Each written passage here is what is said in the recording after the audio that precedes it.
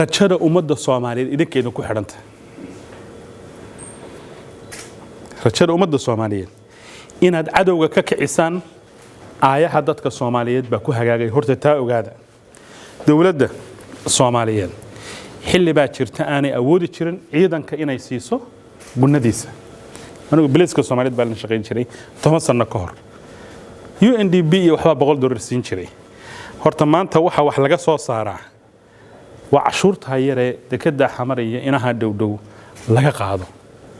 مركز دلكو إنه هجاجو دلكو إنه هجاجو وحكردية خرشاتك هي عشوراتك أمد القاعدية وحتحس مركز إسبدل كي أي كنيسة مركز عشور القاعدة إن أديك لبحيه وأن أوجه هي الذين أبدكين عرورتين ولا لهين إن وحبرشوا يوحتر إذا كيدك السوية waxaad qaadataan waa nugna si noloshiina iyo ummadda ay soo bedesho inuu cadawga iska kicino si aynu cadawga isaga kicinana waa inaynu dadkeena saaxiib la noqono muwaadinka Soomaaliyeed fahamka uu dawlad ka qaadanaya waa ka askariga ka qaadanaya ka leexo kala wareeg xabad dil dhac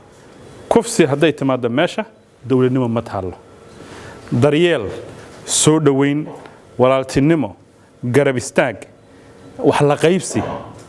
markaas uu cadawga ku soo socdo ku sheegayo kule war cadow bay nagu soo socda ilaa rajuu ka dhaxarkaay laakiin hadii aanad mataqaanay beledaba ku guuro qanjo u guur hadii noqoto waa lagu kala guuraya